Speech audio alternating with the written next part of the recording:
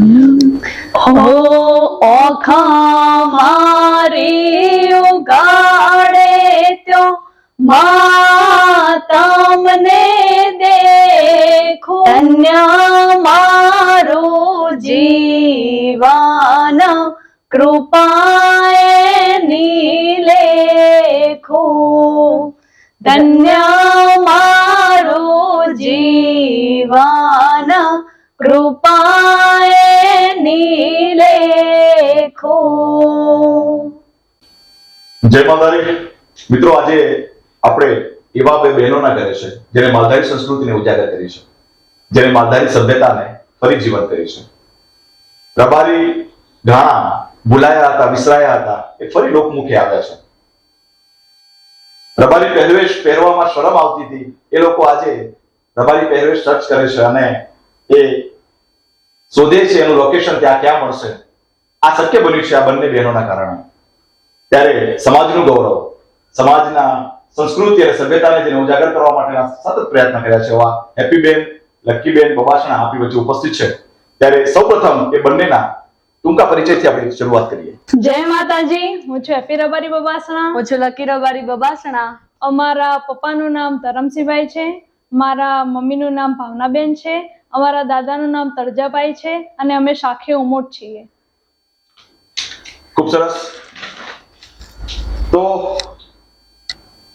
આ લોક સંગીત, લોકગીત અને એને જીવંત રાખવું એક લોકવિદ્યાનો એક ભાગ છે. ત્યારે સૌપ્રથમ બેન આ ગીત ગાવાની અને ખાસ કરીને રબારી ગીત ગાવાની પ્રેરણા આપને ક્યાંથી મળી? અમને પ્રેરણા તો અમારા પપ્પા પાસેથી મળી, કેમ કે દાદા ગાતા હતા, પપ્પા ગાતા હતા અને હવે અમે ચાલુ કર્યું. તો અમને તો પહેલા તો ગાવું નહોતું ગમતું, અમને ઇન્ટરેસ્ટ જ નહોતો, પણ પપ્પાનું એમ હતું કે બંને બહેનો ગાય. તો અમે પપ્પાના ફ્રેન્ડના સ્ટુડિયોમાં એક દિવસ ગયા હતા. રાજલબેન બારોટનું રેકોર્ડિંગ હતું દશામાનું, અને અમે એમને ખાલી ગયા હતા. તો એમને કીધું કે ધરમસિંહભાઈ તમારી બંને દીકરીઓ છે તો એમને એકવાર ગવડાવો ને. તો પપ્પા કે ના ના, કોઈ દિવસ ગાતી નથી ને એમને ઇન્ટરેસ્ટ બી નથી, તો એમને કંઈ ગવડાવવું નથી. એમને કીધું ખાલી એકવાર ગવડાવો તો ખરા. તો અમે ગાયું ને એમને કીધું કે આ બંને ચાલશે. તો અમે બંને ગાયું ને પછી પપ્પાએ એમને ડિસિઝન લીધું કે આ બંને ગાશે. અમને તો ઇન્ટરેસ્ટ જ નહોતો, પણ હવે એમ થોડો ઇન્ટરેસ્ટ જાગવા માંડ્યો કે ઓકે સારું ગાઈએ છીએ ને રબારી સમાજ અમને સ્વીકારે છે, તો અમે ગાવાનું ચાલુ કર્યું. રબારી સમાજ સાથે સાથે સમગ્ર સમાજ સ્વીકારે છે. દિલ્હીના એક બેન છે જેનો નંબર મારામાં સેવ છે, તો બેનના કપડા જોઈને મને એવું કોમેન્ટ કરી એમને કે सर ये आपका ड्रेसिंग है, आपके कल्चर का है? तो मैंने कहा था कि हाँ ये हमारा कल्चर है. ત્યારે ગર્વ થાય કે લોકો આપણી નોંધ લઈ રહ્યા છે. બેન, ઘણા બધા કલાકારો છે, તો રબારી પરિવેશમાં જ, રબારી પહેરવેશમાં જ આપ જ્યારે આ ગીતો ગાઈ રહ્યા છો ત્યારે કેવું લાગે છે આપને? કારણ કે અમે તો રબારી પહેરવેશ જોઈને જ આનંદ થાય છે, તો આપને કેવું થાય છે? ખૂબ જ આનંદ અનુભવ થાય છે કે આપણા બા દાદા બધા આપણા પહેરવેશમાં જ હોય છે, તો એમ કે આપણી સંસ્કૃતિ આપણે જાળવી રાખીએ. સમાજે આપણને ઘણું આપ્યું છે, તો આપણે પણ સમાજને કંઈક એવી ભેટ આપીએ કે જેનાથી લોકો આપણને યાદ રાખે કે સમાજ માટે આ લોકોએ કંઈક સારું એવું કર્યું છે. અને પહેરવેશ પહેરવાનું મેન કારણ એ કે કોઈ બીજી જ્ઞાતિનું કોઈ આપણને જોવે તો એમને તરત ખ્યાલ આવે કે આ બંને, આપણું નામ કહેવાની એ લોકોને જરૂર ના પડે કે અમે રબારી છીએ. આપણો પહેરવેશ જોઈને જ એ લોકોને તરત ખ્યાલ આવી જાય કે આ બંને બહેનો રબારી છે. खूब सरस. ये मत सोचो समाज ने तुम्हारे लिए क्या किया, ये सोचो तुमने समाज के लिए क्या किया. આપણા વિશિષ્ટતા સાથે સમાજનું જ્યારે માર્ગદર્શન કરતા હોઈએ, સમાજનું પ્રતિનિધિત્વ કરતા હોઈએ, ત્યારે ગૌરવ થાય, એ પ્રતિનિધિત્વ થાય, એ પણ જરૂરી છે. આ બંને બહેનો લોકગીતોને ઉજાગર કરે છે, રબારીના જૂના ગાણા ઉજાગર કરે છે, સાથે સાથે અભ્યાસ પણ કરે છે. અને હું એવું માનું છું કે અભ્યાસમાં પણ અવ્વલ હશે. તો બેન, આપના અભ્યાસ વિશે પણ આપ જાણીશું થોડું. અત્યારે તો હું સેકન્ડ યરમાં છું અને આ બેન થર્ડ યરમાં છે. તો પપ્પાને એવું હતું કે બંને બહેનો સિંગિંગ પણ કરે અને ભણતર પણ સાથે સાથે હોય, કારણ કે અત્યારે શિક્ષણ બહુ જ જરૂરી થઈ ગયું છે. એ પ્રાથમિક જરૂરિયાત છે આપણી, તો શિક્ષણ તો મેળવવું જ જોઈએ. એટલે અત્યારે કોલેજમાં છીએ અને સાથે સાથે એક્સ તરીકે ભણીએ છીએ, એટલે સાથે ગાવાનું પણ જળવાઈ રહે અને ભણતર પણ જળવાઈ રહે. મૂળના ઈંડા ચિતરવા ના પડે. આ પેઢીઓનું પૂન છે અને પેઢીઓથી ઉતરી આવ્યું છે. તો બેન એક વાત પણ કહેવી છે કે તમે બંને એક સરખા લાગો છો, એક ઉંમરના લાગો છો. ઘણા બધા ટ્વિન્સ પણ કહેતા હોય, તો એ વિશે પણ થોડું ચોખવટ કરી દો આપ. ના, હું 2 વર્ષ નાની છું અને આ બેન 2 વર્ષ મોટા છે.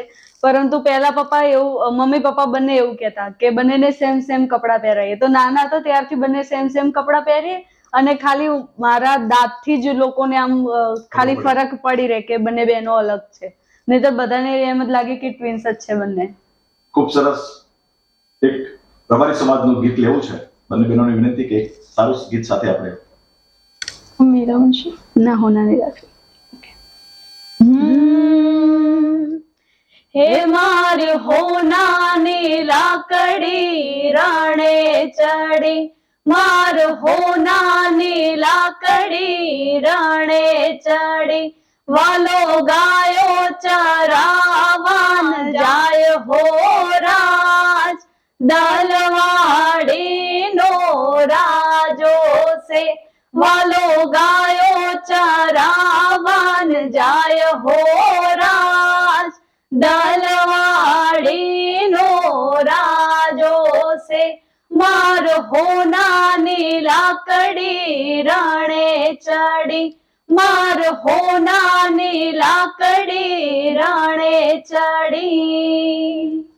ખૂબ સરસ. હું હંમેશા કહું છું દોસ્તો કે પેઢીઓનું પૂન હોય ને તો ક્યાંક આવી કળા ઉજાગર થાય અને જાગૃત થાય. ધરમસિંહભાઈ ઉમોટ, જેમની બંને દીકરીઓ છે, એ પણ ગીત સંગીત સાથે જોડાયેલા છે. એમને પણ આપણે મળવું છે. પરંતુ એમના અનુસંધાને જ્યારે દીકરીઓ આટલી પ્રગતિ કરતી હોય ત્યારે પિતાને ખૂબ આનંદ હોય. તો બેન, આપના પિતા સંગીત સાથે જોડાયેલા છે, તો એમની પ્રેરણા કેવી રહી છે આપને? ખૂબ જ સારી. અમને કોઈ દિવસ એવું થાય કે અમારા સુર રાગ એમાં કોઈ ખ્યાલ ન આવતો હોય તો પપ્પા ગુરુ તરીકે અમને શીખવાડે. ગુરુ છે, પિતા છે, ભાઈ છે, બધા ટાઈપના રોલ એ નિભાવતા હોય છે. પરંતુ ગુરુ જ્યારે એ ગુરુ બની જાય છે, એમના રોલમાં ઉતરી જાય ત્યારે વધારે સ્ટ્રિક્ટ હોય છે. તો કંઈ પણ હોય તો કોઈ બી ગીતમાં અમને ના આવડતું હોય તો એ અમને આખો દિવસ એમાં રચ્યા પચ્યા રહીએ, એમને શીખવાડે અને એમાં સારું એવું અમને જ્ઞાન આપે છે.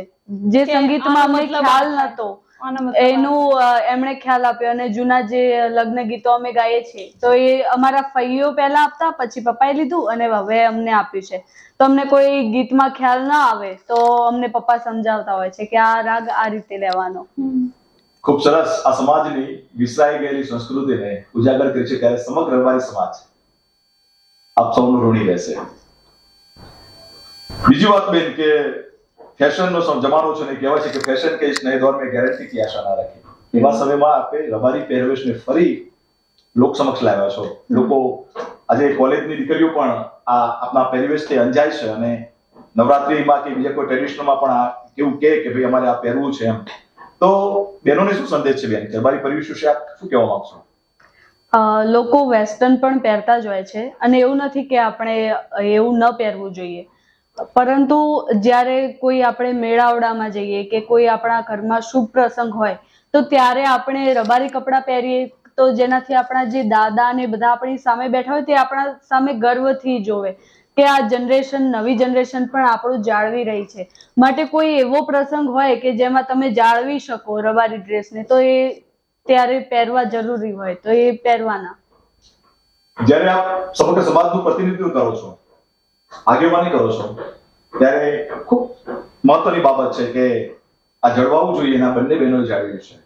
બેન, આપના ક્ષેત્રમાં હજુ ભવિષ્યમાં શું આયોજન છે કે હજુ અમારે કંઈક આ વિઝન ઉપર કામ કરવું છે? ઘણા બધા આયોજન છે પણ એક આયોજન એવું છે કે અમે ફક્ત દેશી નથી ગાતા. અમારામાં ક્લાસિકલ ને બધા ગીતો પણ અમે ગાતા હોઈએ છીએ. તો અમારે દેશીમાં તો અમે આગળ વધી ગયા છીએ અને સમાજે આપણને સ્વીકાર્યા છે. સમાજે 18 આલમે બધાએ અમને સ્વીકાર્યા છે.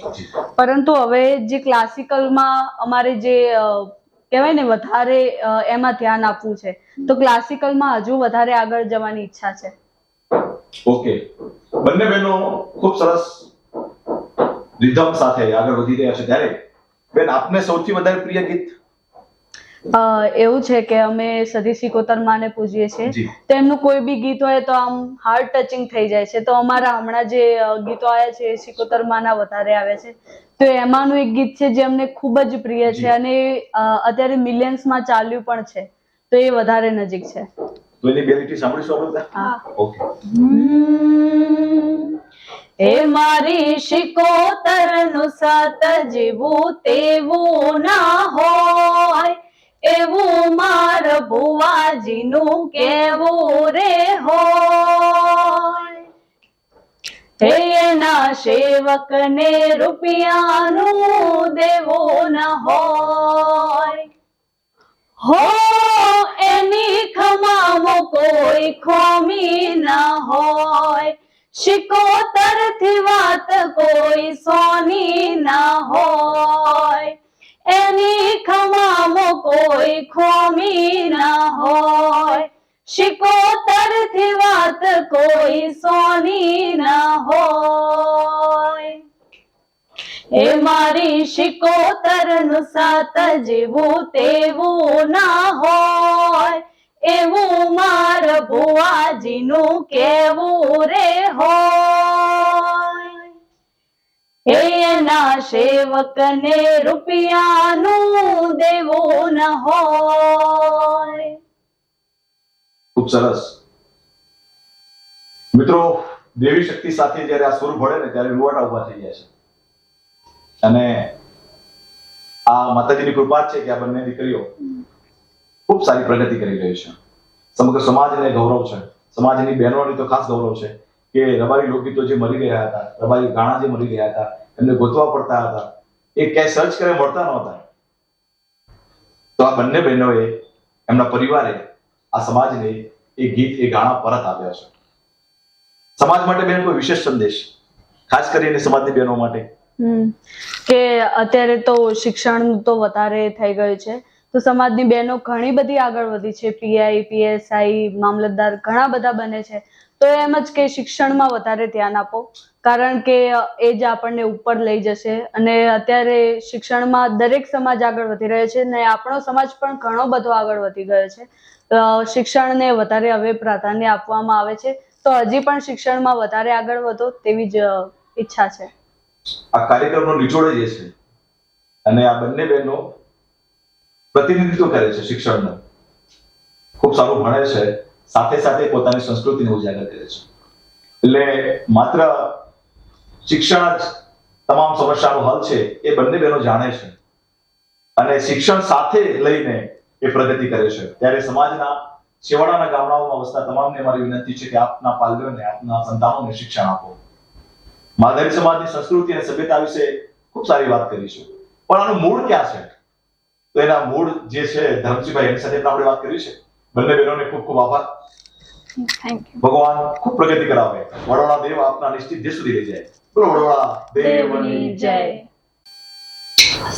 માલધારી સંસ્કૃતિ, માલધારી સભ્યતાને જેમને જીવંત કર્યા છે, રબારી સમાજની આગેવાની, રબારી સમાજના લોકગીતો અને પરિવેશને પણ જેમને ઉજાગર કર્યું છે, એવા હેપીબેન, લકીબેન આપણી વચ્ચે ઉપસ્થિત છે. આ બંને બેનની પ્રગતિ પાછળ જો કોઈ મોટામાં મોટો હાથ હોય તો એમના પિતાજી છે. એ પણ સંગીત સાથે જોડાયા છે અને મૂળના ઈંડા ચિતરવા ના પડે એ કહેવત અનુસાર આ બંને દીકરીઓ પણ લોકગીતો અને સમાજના ગીતો ગાઈ રહી છે. ત્યારે સૌપ્રથમ તો ધરમસિંહભાઈ ઉમટ આપણી વચ્ચે ઉપસ્થિત છે, એનો પરિચય લેવો છે. જય માલધારી, જય વડવાળા, જય વિહોતરનાથ. હું છું ધમસિંહભાઈ તળજાભાઈ ઉમોટ, ગામ બબાસણા, પાટણ જિલ્લો. હાલ રહેવાનું અમદાવાદ છે. બંને દીકરીઓ કે જે એમ કહેવાય કે માતાજીની પ્રસાદી રૂપ છે.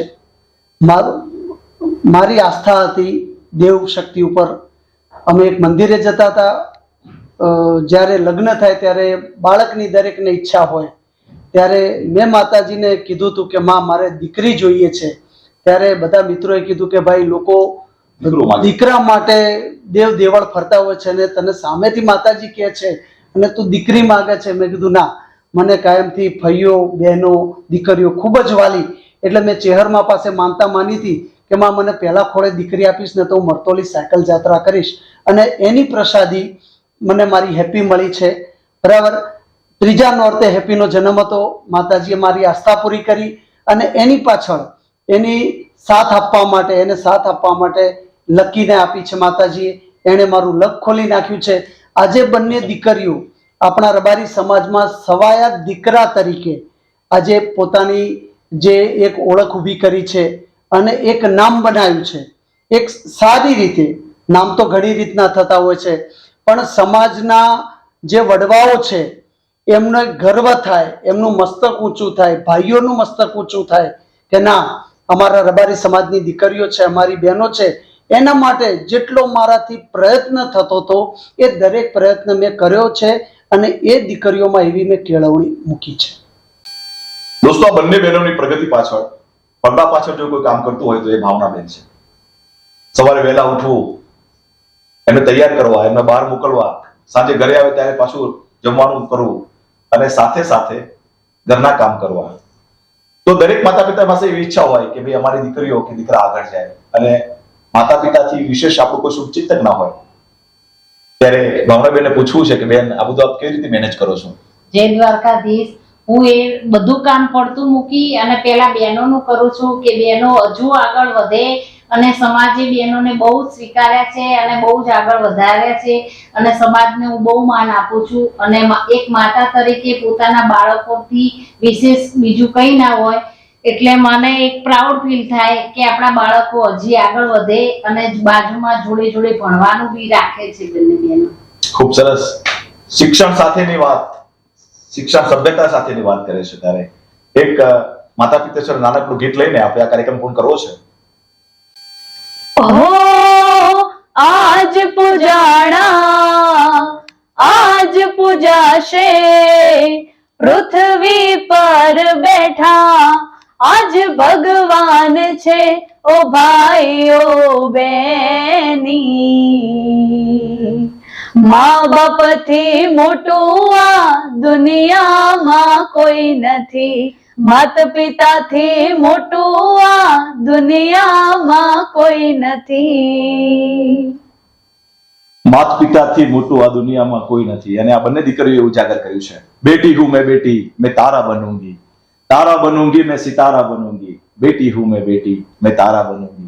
धरती पर चमके चंदा, मैं अंबर पर चमकूंगी, बेटी हूं मैं बेटी, मैं तारा बनूंगी. આ બંને દીકરીઓને સમાજ વતી ખૂબ ખૂબ અભિનંદન. ગૌરવશાળી આ ક્ષણને વધાવ્યું છે. ફરી સમાજ આપ સૌનો ઋણી રહેશે. જય વડવાળા દેવી. જય વડવાળા દેવી.